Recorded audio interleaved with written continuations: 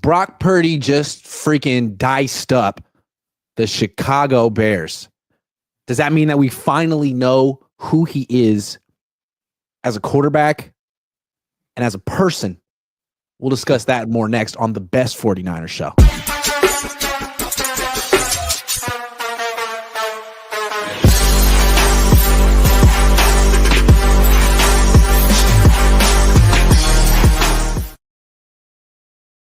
What's up? Welcome to the Best 49ers Show. We're your host, Cohn and Ryan G. Hensley. We're going to be talking about Brock Purdy today because he just really showed up Caleb Williams and the Chicago Bears in front of a modest crowd. I don't think anyone was really watching that on TV. I think the people were watching the Rams. But anyway, the Niners beat the Bears, okay? And don't try to minimize the accomplishment just because the Bears have lost 7 games in a row. Like, that has nothing to do with anything. The Niners have a 1-game winning streak, and now they're 6-7. So let's sort of analyze where they stand in the playoff picture. Right now, they're the 11th seed. They have the same record as Atlanta and the Cardinals. The Rams are 7-6. So it seems to me, if the Niners were to win the rest of their games and finish 10-7, there's still no guarantee that they make the playoffs because the Seahawks are 8-5 and the Commanders are 8-5. And I would have to think that those teams have tiebreakers over the 49ers, even if they both finish with 10-7 records. Yeah, I don't think that's going to be. I don't think they're going to sneak into the playoffs through the wild card. They're going to have to win this division, to me, if they're going to have any shot at making the playoffs. And right now, according to friend of the show, Josh Deebo. 49ers, Deebo? Is it Deebo or Deebo? You know what? Like, a shout out to all the Grant Cohn viewers because they always give me a hard time because I always pronounce last names incorrectly. I think Brindle. Is it Brindle or Brindle? Not even. No, it's Brindle. Brindle. Okay. You know, I'm probably still going to go with Brindle, just so you guys know. I'll probably still roll with that one. But anyways, according to Josh, we'll just go with Josh. According to Josh, 3% chance right now of making the playoffs. 59% if they win out, 1% or less with a loss to the Rams or the Cardinals. So the odds aren't good, but if they're gonna do it, if they're going to do it, they need to. I believe they need to win the division. I think that's their best chance. Yeah, and it seems, I mean, they have to beat Arizona and Miami.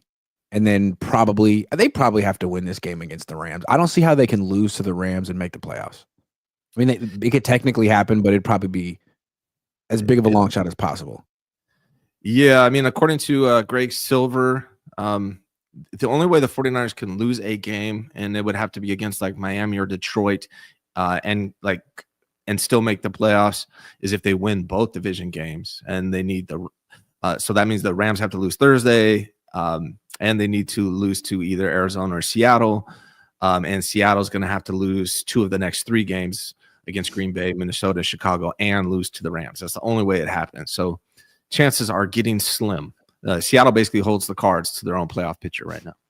Let me ask you this. Based on the way the Niners played yesterday, did you look at that team and say, all right, that's a team that could beat any team in the NFC right now? I mean, it was the Bears, right? And they didn't have a coach, and the Bears were ridiculous for coming out and trying to zone the 49ers. That first half was some of the worst football I've ever seen from an NFL team. They just were awful. First half. Do you not watch film? Do you not know statistics? Like Matt Eberflus, however, that's another name. I probably Matt Eberflus. Correct. There we go. He was probably at home laughing his ass off. And I know he's more of a defensive specialist. I don't think if he was the coach, he would have come out and zoned the 49ers. Yeah, I think the Niners kind of benefited from him not being there. Yeah, that was a horrible performance. But if they face a bunch of teams that come out in a soft zone, Brock Purdy and Kyle Shanahan thrive against that. And so the way they play, what was good about yesterday's win is, they won, but it's also the way they won. It was a complete game, all 3 phases, pretty much all 4 quarters. So it was a good win. It does give you more confidence, but the question is it too late?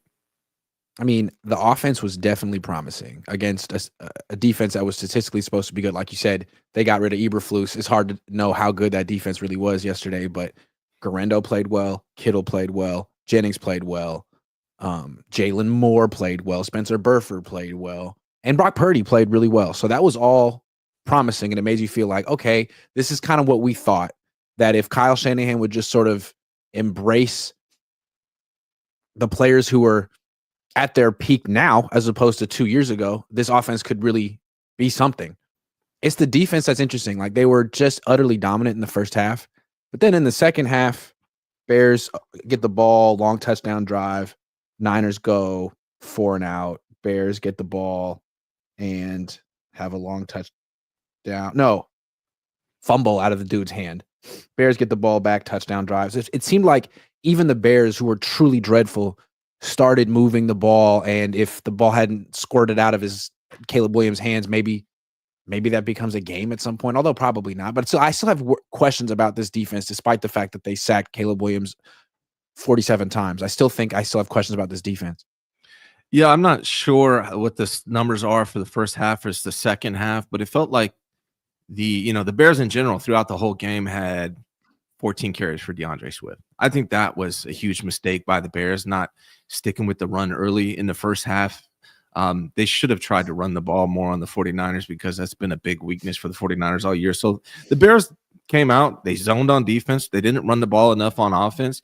They did not give themselves a great chance to win this game. And, so the Niners played good and did what they had to do, but also the Bears didn't. They did a horrible job game planning for this game. Yeah.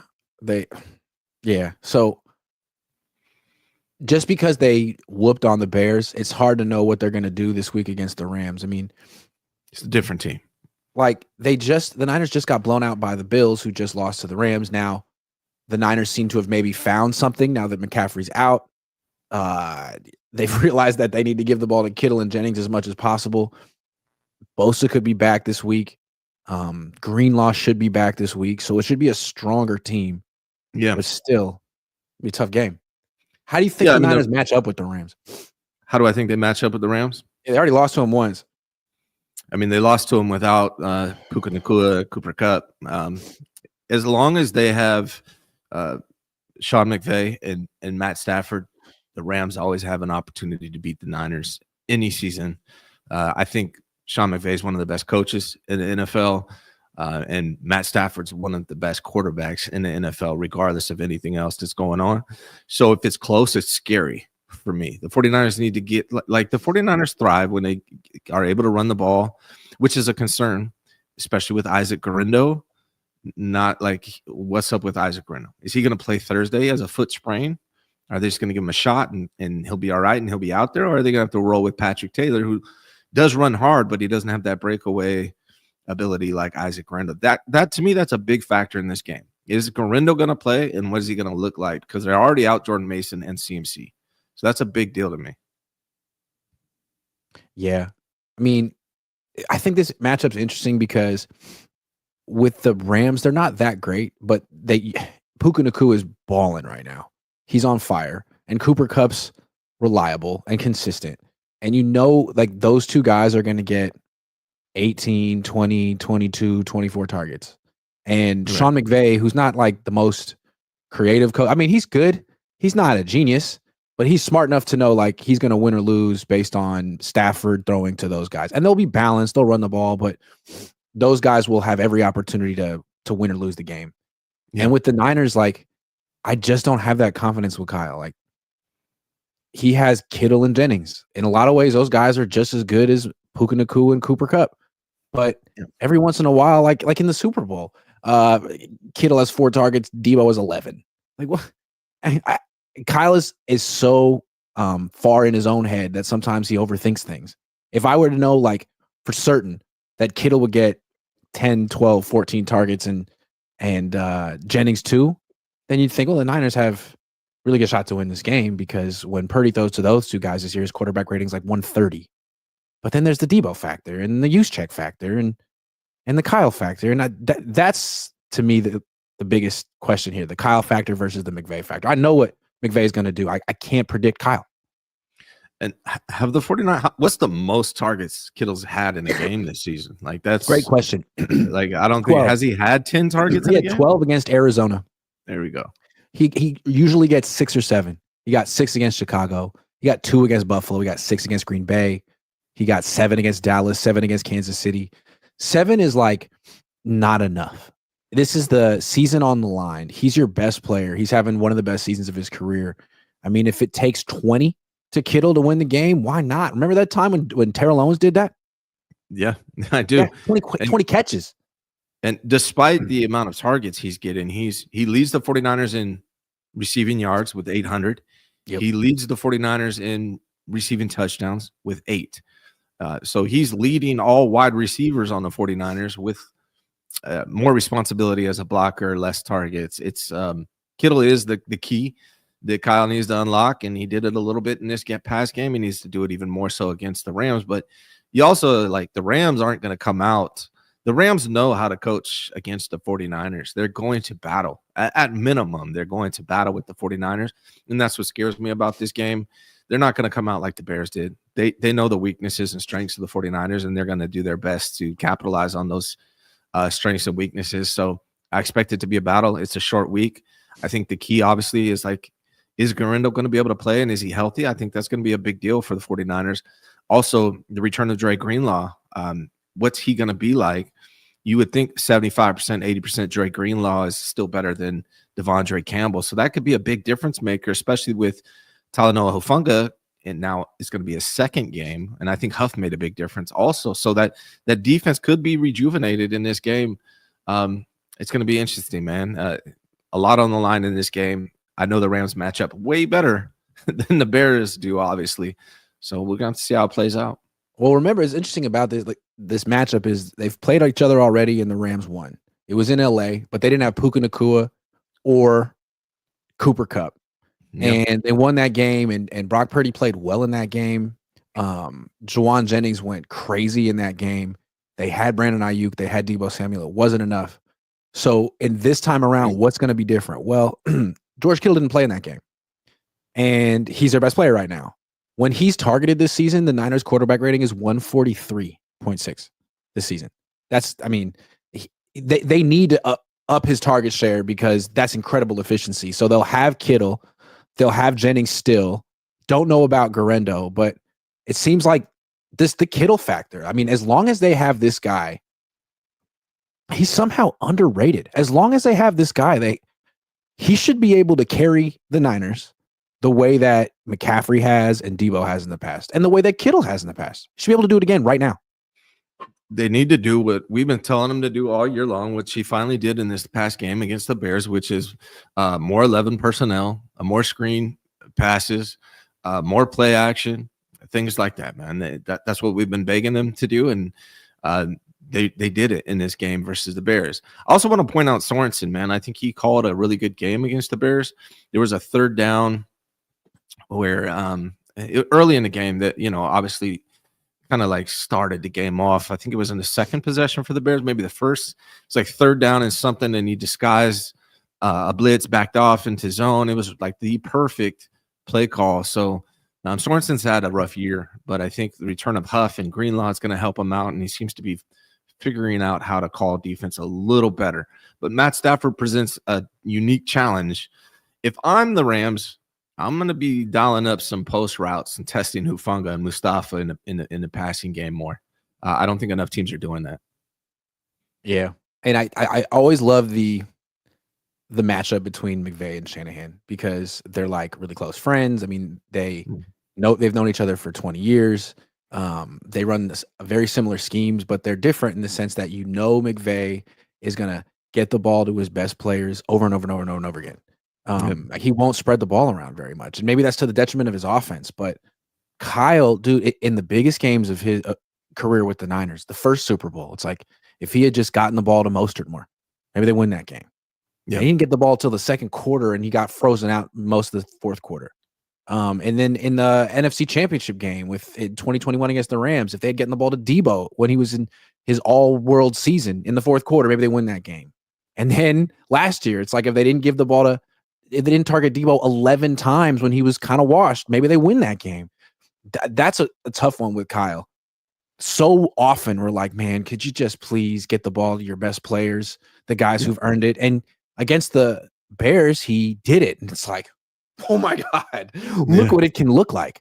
Yeah. And Strange. I part of I think the reason why Kittle was targeted so much is because Kittle spoke out.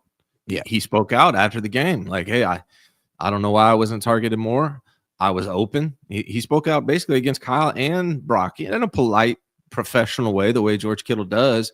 But he was like being honest, like I was not targeted enough and I was open.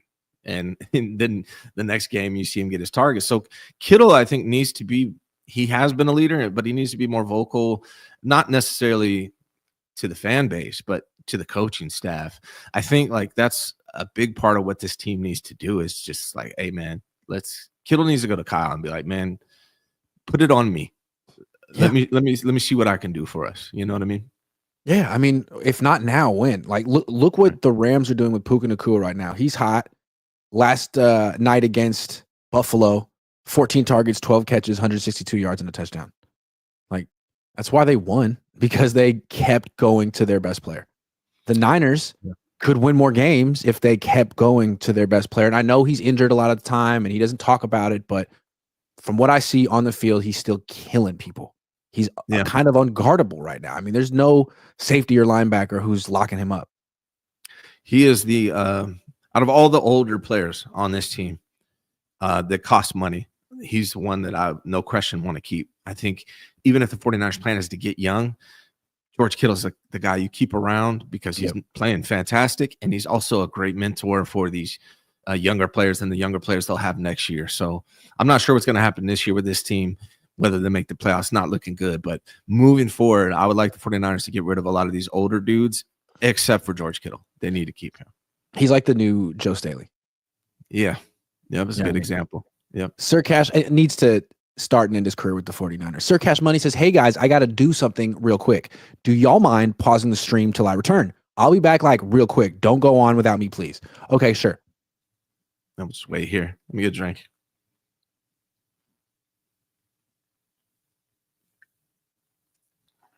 Okay, he's back. Thanks a lot. I mean, you're welcome. Okay, next question. The question of the day. Do we finally know who Brock Purdy is? I mean, we're deep into his second full season. Played a little bit as a rookie. He's been in 6 playoff games, and he shred the Bears. Do we know who Brock Purdy is now? Are you ever surprised? I don't think he's played in 43 total games, including the postseason. So 37 regular season, 43 games. It's like 14 games per year on average. So it's basically, I've always said you need 2 or 3 years with most players, especially a quarterback, to decide, like, to really get a clear picture of who they are. We've seen Brock Purdy in all different kinds of situations, with the Avengers, without the Avengers, with Deebo, without, with CMC, without. I think now we have a clear picture of who Brock Purdy is. It's been 43 games. I think we know who he is. And to me, I think that's a very good quarterback. Not elite. Probably will never be elite, but very good, particularly in this offense. I think that's the thing, is under Kyle Shanahan, within this system, when Brock Purdy's not trying to force things or be a hero, he's good. When everything's going the 49ers way and he can run the system and doesn't have to come back from behind, Brock thrives. He's much better than Jimmy Garoppolo. That is no question. He's a mobile quarterback. He's very elusive in the pocket. He does a lot of things really well. He's a leader. He can read the defenses fairly well, particularly against the zone. That's where he thrives. He struggles a little bit in man, and he doesn't have the strongest arm. I think that's who Brock Purdy is in a nutshell. That's how I would describe him, and I think that's who he's going to be throughout his career. Yeah. I think I know who he is too. And I think that's, I mean, he's a hell of a quarterback, but he's 6-6 this year. He's had some ups and downs. He did really well against the Bears. That team is in free fall mode. He's got 15 touchdowns and 8 picks. That's not great. It's not bad. It seems like he's gonna, I mean, I think we're right about at the 50 game mark. We should know who he is. I think we do. He's a mobile quarterback. He's all the things you said. He's not. He doesn't have not the best passer in the league, but he's a very good passer and he's a playmaker. He's had some injuries, and I think it's clear he can't play in wet weather, which is alarming to me because you can't avoid that just because you play in Northern California. First of all, it rains in Northern California, and you gotta go to Green Bay in the playoffs. So, It that's also troubling to rains me. game in Northern California too. Sorry, it does. It's raining game in Northern California. Yeah, yeah. Look, Sorry to interrupt you, but I just felt like it was an appropriate time. no, it's definitely appropriate. Look, here's the thing. Look at the Vikings. Okay, the Vikings are another really good team, really good roster, not really invested in a quarterback yet, kind of figuring out who they want to make their guy. They have Sam Darnold. He's having a great year. Statistically, a much better year than Brock Purdy. And the Vikings are like 27, having a great year. We kind of revitalized your career. There was a report yesterday that they may not even extend him. So Yeah. I think they may, depending on what he does in the playoffs. But if the Vikings are looking at Darnold and his great numbers and thinking, yeah, but he's kind of a product of us, and maybe we shouldn't overreact, and maybe we could do this with Daniel Jones or JJ McCarthy. Like, would they give Brock Purdy a 5-year deal worth $300 million? And if they wouldn't do it, then which team would do it? And is it a good move? I think the only team that might do it would be the 49ers. I don't think the Vikings would do it. I think Kevin O'Connell is a little bit underrated. He saw what he could do with Darnold. I think he probably thinks he could do it with J.J. McCarthy. He did it with Kirk Cousins, who's struggling without him as well. So I think the Vikings I think he's a little bit underrated as a coach up there. The thing with Brock is, like, we know he's good. He does lack arm strength. Which is part of the reason I think he struggles against man. He struggles in wet weather. And even yesterday, with fantastic game for Brock Purdy. Fantastic. 3 underthrown passes, though, right? The one to Juice, one to Isaac Guerrero, one to Juwan Jennings. If you lead those guys, those are points you probably left on the board. With the Juwan Jennings ones, they were able to score afterwards. I'm not sure about the Kyle Juszczyk one or the Isaac Guerrero one. I think they did. But either way, like, those are passes that you want your quarterback to be able to make, hit them in stride so you can score. And those things are going to come up, like, in certain situations, in certain games. You're going to need that, see Jimmy Garoppolo in the Super Bowl. Like, you need to be able to pull that off. He also, to his own admission, missed Pearsall. But, like, that one doesn't bother me as much because I don't expect my quarterback to be perfect. It's, why are you underthrowing guys like almost every game? Is it because you can't make the throw? I thought based on last year he couldn't make those throws, but this year it seems he's underthrowing quite often. And so that's a hindrance that also bothers me a little bit in Brock Purdy's game. The Niners can give him a multi-year contract if they want. And I'm going to talk in a minute about how they could structure that. But to me, like, whatever they do, they have to keep looking for a quarterback.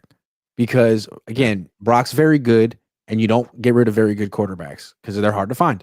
But you don't like stop looking for quarterbacks because you have a very good one. You're looking, you either have an elite quarterback or you're looking for an elite quarterback. And it's great to have a very good one while you're looking for an elite quarterback. But I think near 50 games in, we know that he's not an elite quarterback and he's not going to be one. Maybe I'm being harsh, but I think a guy with his limitations physically in wet weather, no, you're going to be capped at very good. So sure, you can give him a 5-year deal worth $250 million. We'll talk about that in a second.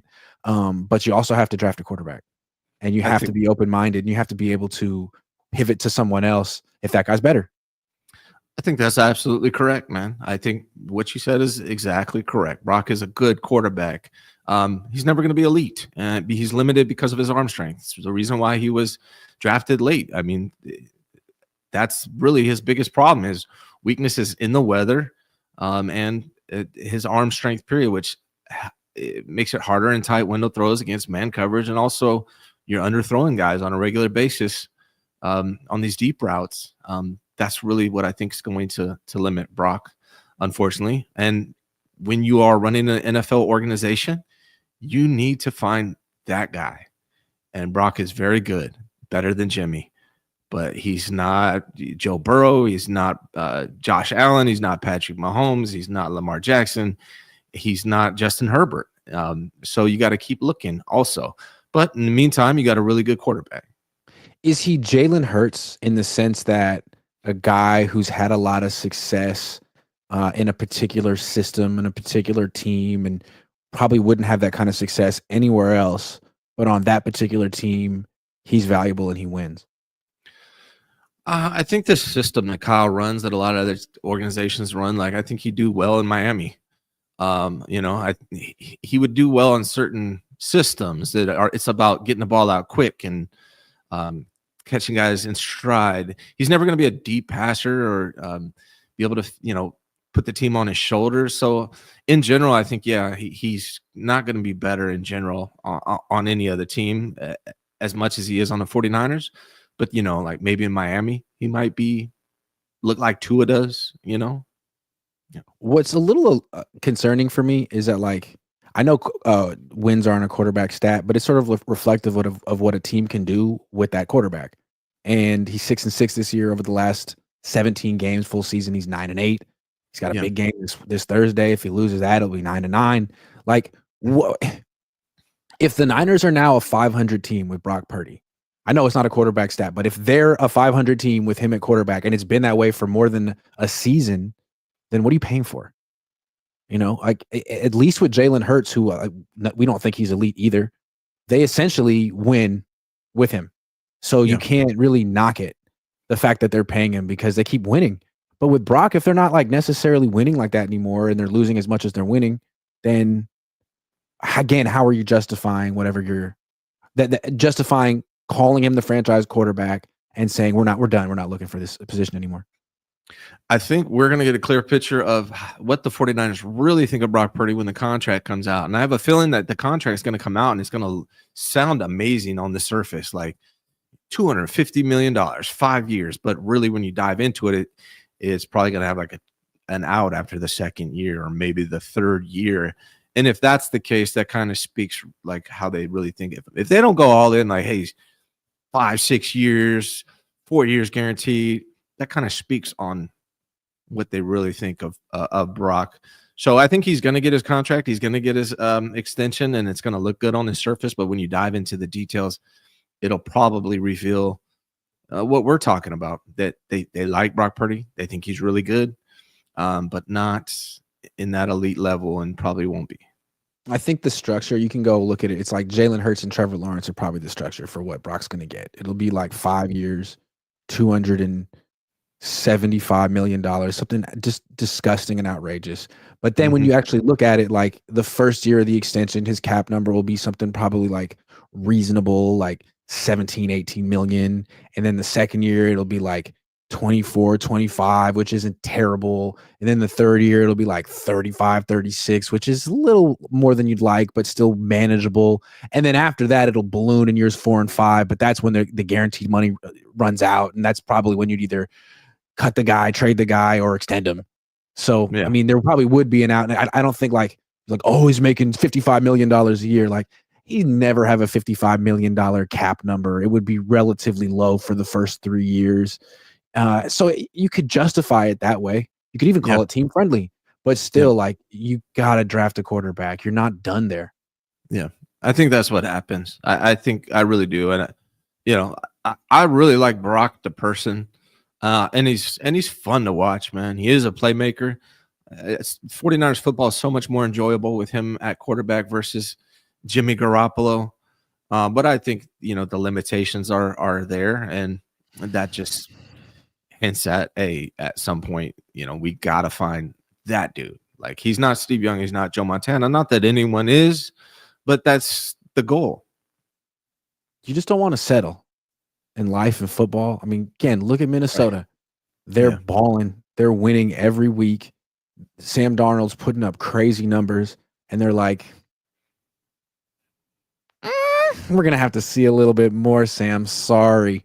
We have very high standards and expectations here.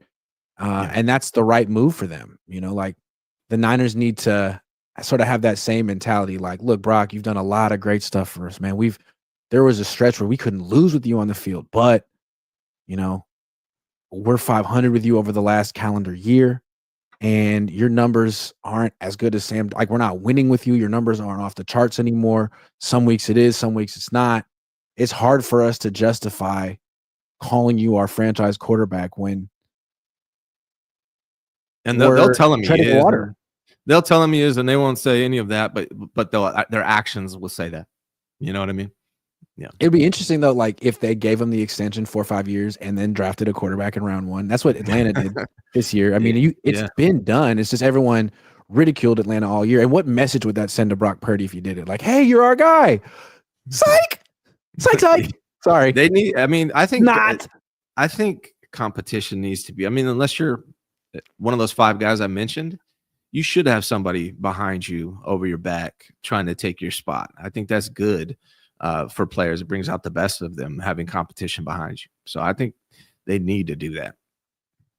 Mason says Kyle finally realized Kittle is still in his prime. Kittle was carrying this offense in 2018 and 2019. Then 2020, like everyone got hurt. 2021 was the Deebo year. 2022 was McCaffrey. 2023 was McCaffrey. 2024, it should have been Kittle all along. And Kyle just figured it out, but he's there.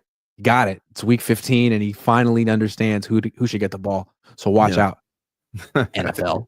Christian Nunez says, what's the chance Brock takes the Tom Brady route? If he's smart, which he is, he knows his own limitations, so he will take cheaper deal to build a team around him again. I say $45 million a year.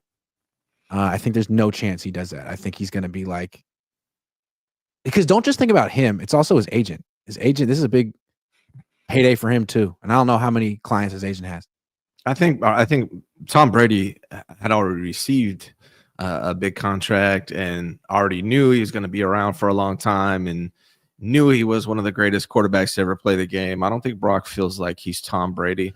Now, after everything we said too, real quick, I do think the 49ers can win a Super Bowl with Brock Purdy if everything else is good. Like if the Avengers are all there and healthy and the defense is really good, they can still pull one off. If they don't have to play a playoff game. And Kyle doesn't or the snow crap his pants, in the key moments, right? They could still do it. I'm not saying they can't, but it's harder. I'd like to see them go on a run with Purdy down the stretch here. Like, beat the Rams. Don't lose to the Rams twice in one season. Beat the Rams, then go beat Miami, who's extremely beatable. I mean, you don't have to beat the Lions because they're kind of the standard right now, but beat the Cardinals too. I mean, that's what I want to see from a guy who's about to get $60 million a year, someone who can at least finish the season strong. It's not like his team is terrible. Don't forget, if Brock Purdy hit Ayuk deep in the first Rams game when he had the opportunity, they wouldn't be in this position that they're in right now. They should have won that game. They had an opportunity, and Brock just didn't pull the trigger. I don't know if because he didn't think he could hit him or what it was, but that's the type of pass in that situation that makes you a $60 million quarterback. And Brock didn't do it last time. Yeah, and I always put this on Kyle, like, oh, you got to call these plays for Kittle and Jennings. Like, at the same time, Brock, you got the ball in your hands. Find them. After the Bills game, he was like, oh, my progressions didn't take me to George. Man, forget your progressions. Right. 85. He's the tallest receiver on your team. It's not hard to find him. And 15 is just a little bit, not much shorter. So it's nice to see Brock actually take control and stop acting like he's a joystick. Yeah, I did like how he canned out of that run play and hit Garendo in a pass. That was good to see. That was definitely good to see. Yeah. All right, let's do some sleeper picks. We got Thursday Night Football coming up with the Rams and the Niners. Isaac Garendo. With the nice thing about sleeper is if he doesn't play, they'll just cancel out the pick and it won't affect your wager. So Isaac Garendo, anytime touchdown. Dude, Isaac Garendo leads all 49ers running backs in touchdowns, and that's with leaving 2 on the board because he slid to run out the clock.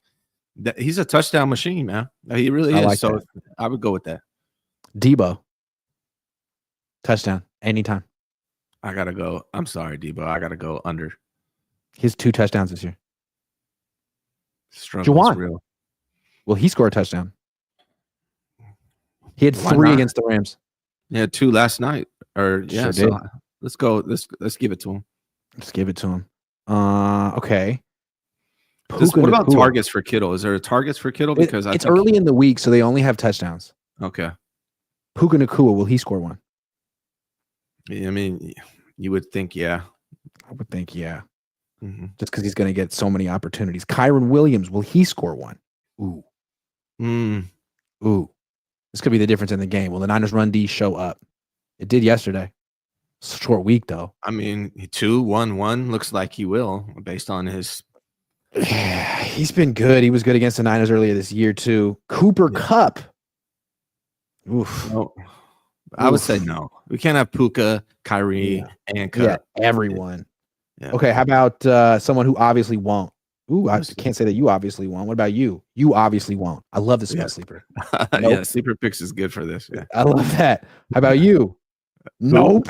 Colby Parkinson? Yep, nope. Absolutely not. I mean, these are some good picks. Okay, those are the picks. Locking them in. There's a promo I could have used. I'll do that next time. Download the Sleeper app. Use promo code Cohn. Get entered to win a signed George Kittle jersey. Giving away a Kittle jersey because it's like, who are we kidding at this point? He's the best player. What are the last 2 you gave away? You gave away a Pearsall one. Ayuk and Pearsall. I got to get off the wide receivers, man. I got to stop with the wide receivers. It's not helping. Yeah, this is a Hall of Famer jersey you guys might get right here. Hall of Famer. Okay. Let's talk about things other than Kyle Shanahan and Brock Purdy. Talanoa Hufanga made his return. Defense instantly improved. He was playing with a club on his hand. It was interesting. Jair Brown went to the bench. Malik Mustafa and Talanoa Hufanga were the tandem. Do you think they should re-sign Talanoa Hufanga this offseason to play alongside Malik Mustafa for another year? I'm sorry, man. Out of all the 49ers, I'm just a Huff fan, dude. I don't even fan out over a lot of players, but I'm just a Huff fan. I like everything about the guy. So I'm going to say yes. I think they need that leadership. Hopefully he's reasonable. I want them to. Yeah, I want them. I definitely want them to. So yeah, my answer is yes. I would like to see Mustafa and Huff be the tandem next year. I think when he had that all-pro season in 2022, the Niners kind of freaked out because they're like, oh, God, now we can never afford this guy. He's going to get $20 million a year. And I think they felt like he's good, but he may not be that good. Because you remember in 2022, he was making plays, but he was also giving up kind of like deep touchdowns because he was taking risks and stuff. He doesn't make those mistakes anymore. He's just been hurt the last 2 years. So while you could argue maybe he's a better player than he was, he just hasn't been able to stay healthy. So I don't think he's going to get some 4-year, $80 million contract. In fact, I think he's probably going to get a 1-year contract. And if that's the case, then I think try to talk him into like, man, come back here. You could be a captain here. Like, this is your team. You'd really flourish if you stay healthy, and then go get a 4-year, $20 million, $80 million contract somewhere else. 1-year deal, bring him back. And maybe they want to keep him long-term. He really does. Like you said, he seems like a key leader on this team. He is, man. If you go watch training camp, whenever, I think last year he wasn't involved because he was injured, but prior years, he's the first one out there on the practice field. He always says the right thing. Seems like just a really good, humble guy. He's a hard hitter. The 49ers have Jair Brown and Malik Mustafa. Those are both rookie contracts.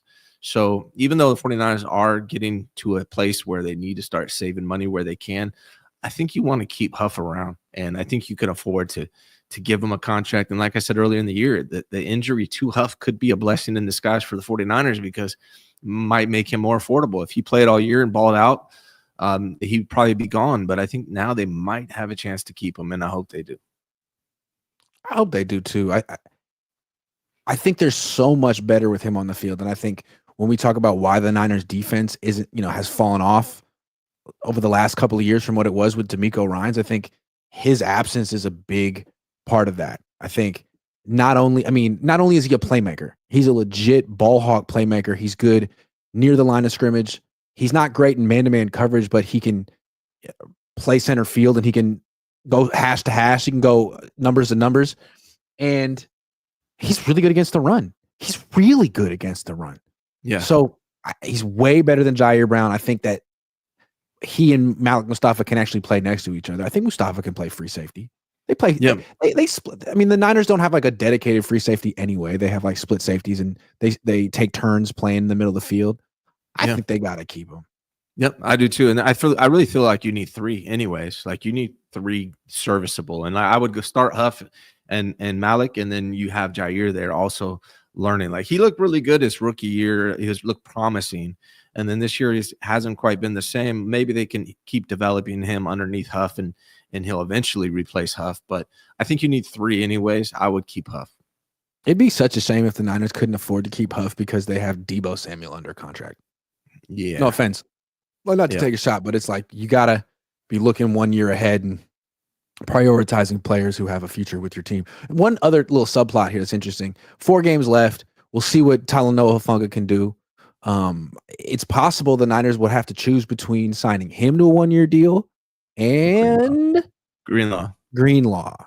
Yeah. Who's going to be coming back possibly this Thursday and was arguably like more important to the Niners defense before the Achilles injury for a lot of reasons. But you got to see, like, what does Talanoa have? What does Greenlaw have left? Like, what's he going to look like coming back off this injury? And the Niners may not even really get to see they'll see a glimpse, but they may not really get a full picture of what he can do moving forward.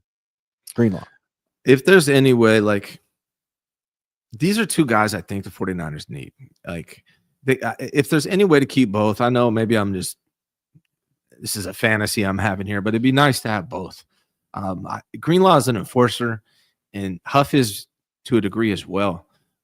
So I feel like if there's a way to keep both, and maybe, like I said, the same thing about Huff, maybe the injury to Greenlaw could be a blessing in disguise for the 49ers and maybe make him affordable to the point where they can keep him as well.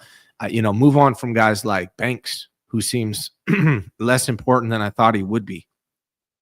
Coming into the season, I thought Banks was going to be crucial, but it seems like, Burford played fine for Banks when he went in yesterday. The guy that got hurt, I can't remember his name for some reason right now, looked like better than Banks before he was hurt. So maybe Banks is the sacrifice that they make, and they somehow keep Greenlaw and Huff. I think that what was surprising about this game against the Bears? How well the offensive line played without Trent Williams. Jalen Moore, salute. That's a big story. No one's talking about, really. Jalen Moore surprised the hell out of me. He's playing a lot better than anyone expected, I think. You haven't heard his name called at all, which is huge. So that's a big deal right there, Jalen Moore. Also, that's what I'm saying. Like, some of these guys, like Barch, thank you. Barch, they need to sign him. He's on a 1 year, so he's up after this. They need to give him a cheap little extension. I believe they still have Burford 1 more year, I believe. And then Jalen Moore, you also got Trent. They just need to replace the center, and they could be okay next year. They do have to be careful not to sign too many injury-prone or injured players. So if the Niners ultimately feel like they're not going to re-sign Talanoa or Greenlaw, I mean, I can understand on those grounds, but I still feel like a 1 year deal is a nice little compromise, and I don't think they're going to get more. I don't think either one, unfortunately, is going to get more than a 1 year deal this offseason. So why not here? Yeah. I don't know. All right. I agree. Speaking of someone who could get more than a 1 year deal, Jordan Mason. Do you think the Niners should re-sign him? He's going to be a restricted free agent. They do have Garendo, and they still have Christian McCaffrey. What's funny is the amazing play of Jordan Mason makes me not want to sign him. And I'll explain that, right? Isaac Garendo has 5.7 yards per carry. Jordan Mason, 5.2 yards per carry. Christian McCaffrey, 4 yards per carry. And you can say, okay, he's coming off an injury. Okay, fine. Look at Jordan Mason versus CMC throughout their entire career with the 49ers. Jordan Mason has a higher yards per carry than Christian McCaffrey throughout their entire career with the 49ers. Not that I don't understand what Christian McCaffrey brings in the passing game. I get all of that. But the fact that the 49ers are able to get so much production from these young, nameless running backs, like undrafted free agents throughout Kyle's term with the 49ers, makes me feel like paying running backs is a mistake. And they could look what Garindo's doing. They could probably find another running back in the draft or an undrafted free agent to replace Jordan Mason. And because of the situation they're in financially with Christian McCaffrey, I don't think they should pay Jordan Mason as much as I like him. I'm not against necessarily paying for a running back because they're not at a super expensive position. And look what Saquon Barkley's doing for the Eagles. Look what Derrick Henry's doing for Baltimore. I'm not saying that Jordan Mason's on that level, but for a month or two, he was at least producing in their realm. And it's too bad that the Niners didn't move on from McCaffrey when they had the chance. I mean, I guess you can't trade a guy right after he's coming off a season like last year, although there's no rule against it. I mean, if they had Mason and Garendo as their 1-2 punch, it could be a pretty cheap 1-2 punch, and they'd complement each other and it would work. Yeah. Instead, the Niners really can't re-sign Mason because they have the highest paid running back in football, who may or may not be able to handle 4 or 5 games in a row without getting hurt anymore. We don't know what to expect from Christian McCaffrey anymore. But I don't think you need to have the highest paid running back in the NFL. No, you don't. I think cheaper. Jacobs is cheaper. Yeah, and really, a lot of the times I feel like we get caught up in names. Right? All those guys you mentioned, those veterans that are in those contracts, are we sure that their young rookie that's underneath them wouldn't be just as good, if not better, had they been given it? Maybe not Barkley, but in generally speaking, look at Jordan Mason has outperformed Christian McCaffrey this year. Yes, he's coming off an injury. Jacob Cowing is a better wide receiver than the $24 million man who can't get open. He is. I would bet money he is. And that's the thing is going through this process with the 49ers, my philosophies have adjusted quite a bit. Looking back in hindsight, trading Christian McCaffrey probably would have been a good idea. Not trading Deebo would have been a good idea. Not signing Brandon Ayuk, even though I was one of the guys saying do it.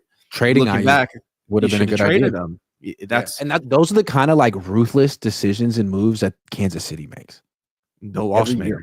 Yeah, absolutely. It's the core of our team is not that freaking big. In Kansas City, the core of their team is Patrick Mahomes, Travis Kelce, Creed Humphrey, and Joe Tooney, and Chris Jones.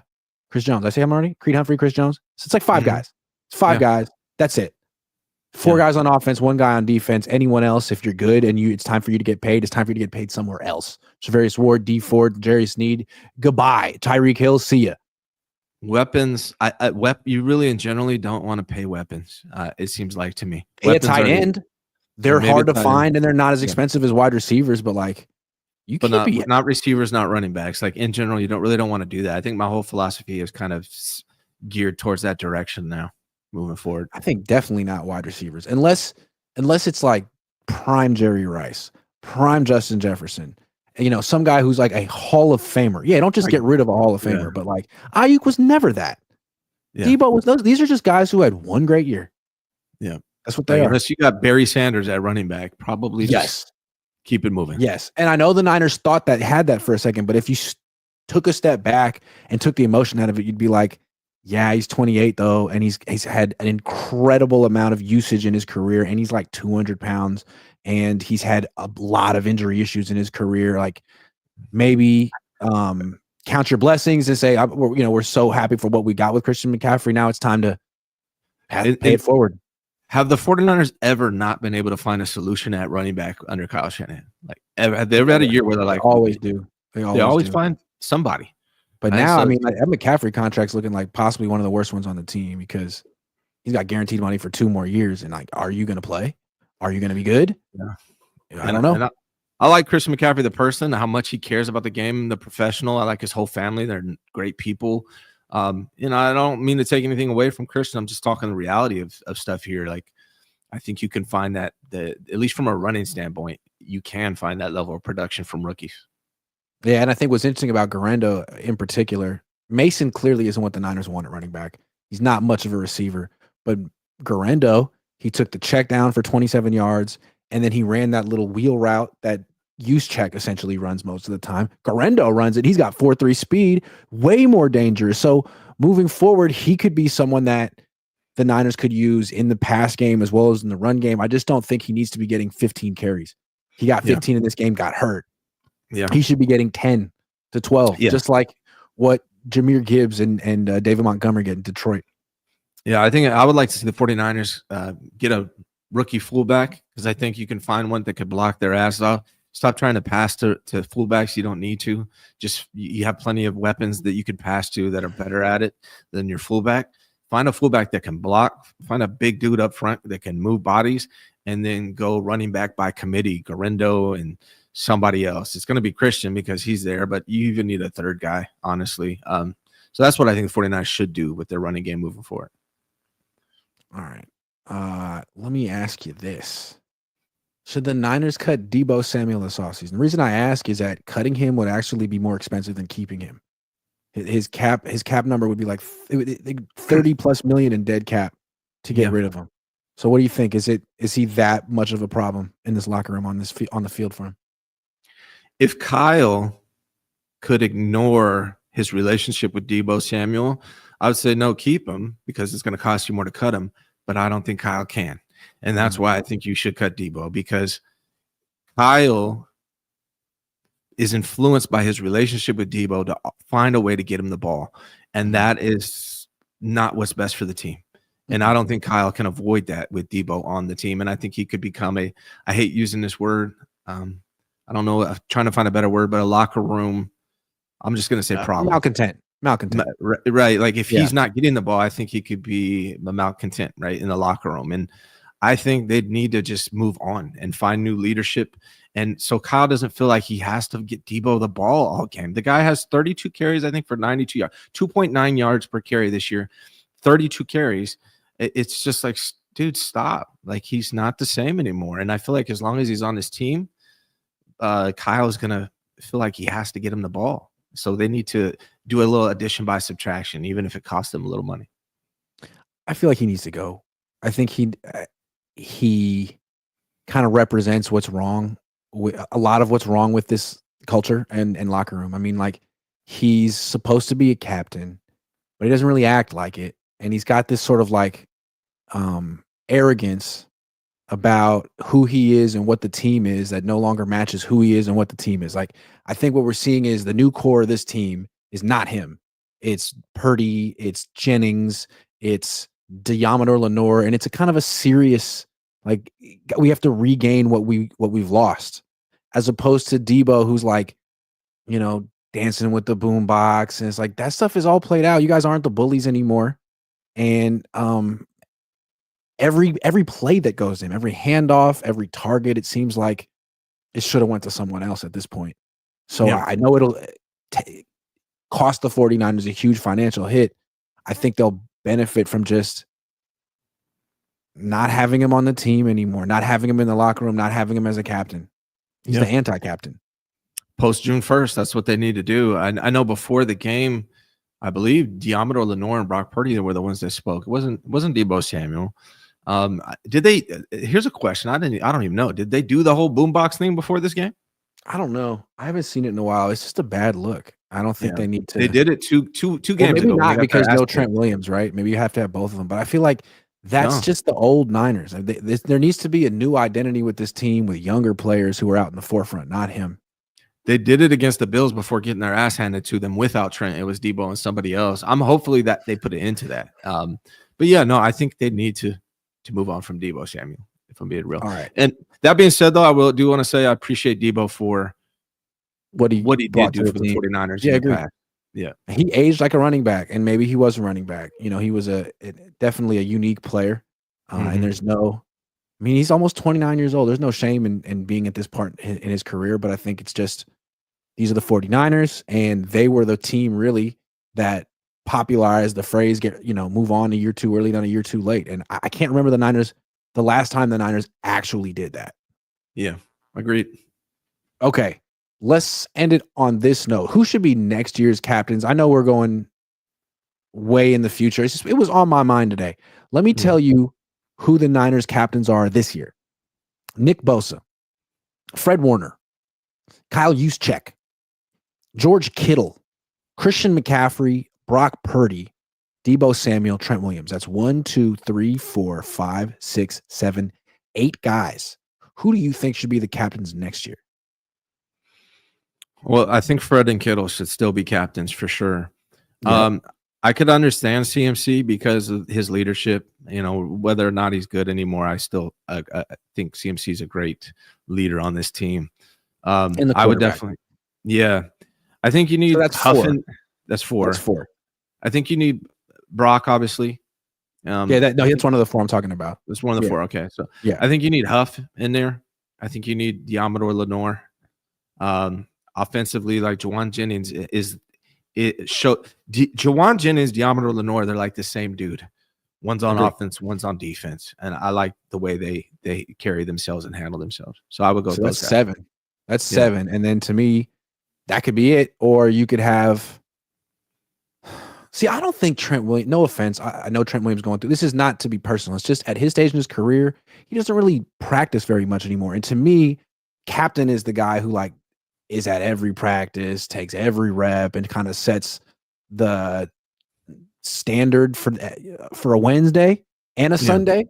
So I mean, I know he's like, the OG of the team and everyone looks up to him and there's a place for that. But as a captain, maybe Trent and Bosa will both be captains. Trent and Bosa will both. But the question I know it's almost like because they're so good. I mean, at least Bosa does training camp. Trent doesn't even do training camp anymore. I just feel like how are you a captain when you're not practicing? But yeah, that's how I feel. Yeah. I get it. But I think the players that we mentioned they embody what you want from a 49er. I would like to see the organization and the locker room sort of embrace the next generation of leadership on this team. Like it's not going to be Bosa and Trent and Fred and George and Deebo and Juszczyk and the Cabo clique leading this team forever. There is a new group. And I think maybe the Niners' reluctance to turn the team over to them this year cost them a little bit. They were so intent on waiting for Christian to bail them out and to save them. And once he finally went down the second time, I think the Niners were like, okay, who's going to step up? And you saw people doing it on Sunday. The people who've been really doing it all year. If you think about it, there's been like two teams this year. The guys who were gone, Ayuk, McCaffrey, Trent, and the guys who were here, Lenore, Jennings, Mason, Garendo, Purdy.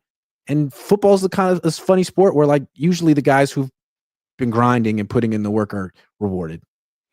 I feel like maybe outside of Ayuk, if you take Deebo and CMC out of this offense, Kyle and Brock feel more free to just play football instead of I got to get the ball to Deebo. I got to get the ball to CMC. Like, not that CMC's calling for that. It's just his presence demands it, right? So I think they can. There's no coincidence that their worst stretch of the year was when CMC came back, and it wasn't CMC's fault. It was essentially Kyle's fault. It brought out the worst in him. Yeah, we got to get the ball to them, like no matter what. Like that mentality has to go away. All of a sudden, McCaffrey's gone, and it's like 7 different people catch passes, and you're spreading the ball around, and defenses don't know what's coming. It's like, man, you could have done that with McCaffrey on the team. You could have had McCaffrey as like a part-time back getting 12 touches a game, but you know what? You won, and you got another game. And can you believe they play again in 3 days? I love it, man. I know it sucks for the players, but it's nice to have football so close together like that. I'm looking forward to it. What a huge game. And it's not like the Rams are the greatest team in the world. They're good, and they just beat a really good team, but they're very beatable. Yeah. I mean, it's weird. I mean, Niners are like put themselves in this position where they could. It's unlikely, but they could actually. They still control their destiny to some degree. If I had to do the same again, how would my friend Garendo? Wild Wabbit says Deebo's cap hit next season is $2 million. No, it's not. Plus, it's a contract year for Deebo, so he's not going anywhere. Kyle will keep him. Hold on. Let me get the facts with that one. Deebo Samuel, contract details, cap number 15.9. Yeah. It's not his base salary is there, but like his cap number is 15.9, which it's not even that bad. If they cut him, it's 31.5 million in dead cap space. He's going to be here again. But post June 1st, it's only 15, right? Yeah, but then But then the rest goes on to 2026, and you're like paying for Deebo Samuel 2 years after he's gone. They did it to Armstead. There's going to be $20 million of dead cap for Eric Armstead next year. Yeah, they did that to Armstead. Like, maybe they'll do it for Deebo. Maybe they'll do it for Deebo. Would you rather have Armstead this year or Deebo next year? It would have been better to have Armstead this year, right? Yeah. Yeah, they cut the wrong guy. They should have cut Deebo. They cut Armstead. Armstead would have helped. Mm-hmm. Prapa says, I'd feel a lot better about this offseason if they hadn't paid Ayuk. Feels like an anchor. Yeah, that's another one that's tough because Ayuk is not going to even probably return until December. Yeah. That's tough, man. And it's like, will he ever be the Ayuk he was in 2023 again? Because you're paying him so much money. Like, if he's 80% of what he was, that's not good enough. It's tough. Unfortunately, man. It's tough. Kilo TW says Mitch Eisenstein was on Richard Sherman's podcast, and he believes that if the Niners somehow sneak into the playoffs as a 7 seed, they will be a nightmare for the 2 seed. Okay, can we just stop for a second? They've won one game. They beat the Bears. I see this all the time. No one wants to say, just saying, if the Niners do X, Y, and Z, no, it's like, can we just see them beat the Rams first? Win 2 games in a row. We saw them lose 3 in a row. Right. Yeah, they still got to play the Lions as well. If the Niners sneak into the thing as a 7 seed. Well, I mean, the Commanders would have to lose the rest of their games. The Niners have to win the rest of their games. Yeah, if the Niners win the rest of their games, that'd probably be pretty good. Yeah. Mitch Eisenstein, though. Carlos Flores says, I don't know why we got rid of Steve Wilkes. I think he did a really good job. Can we talk about something really quick? Can we talk about this really quick? There's a lot of, when it comes to Nick Sorensen, there's a lot of hate centered his direction, and maybe it's justifiable. But why isn't that same narrative directed towards Kyle, right? Because like when it comes to Kyle, it's a lot of injuries, a lot of tragedy this year. You can't blame Kyle for that. But when it's Nick Sorensen, you can blame him for everything that's going on with that defense, even though he's dealt with the same tragedies and the same injuries. So you got to keep it same for both of these dudes. That's the truth. Brian, thank you for laying down the law. I appreciate it. You have to sometimes. I mean, you're a father of 4. You got to put it down. Apparently you do. Thank you very much, everyone, for watching. Ryan G, Hensley, Grant L. Cohn. Be back this afternoon. Kyle talks in like 28 minutes, I believe. So let's see what he has to say. Get some updates on Isaac Guerrero. See if there is a surprise Brock Purdy injury, which there is sometimes. Sometimes there's a surprise George Kittle. I don't want to speak that into existence. Let's find out. Ryan, thank you for putting it down. Got to.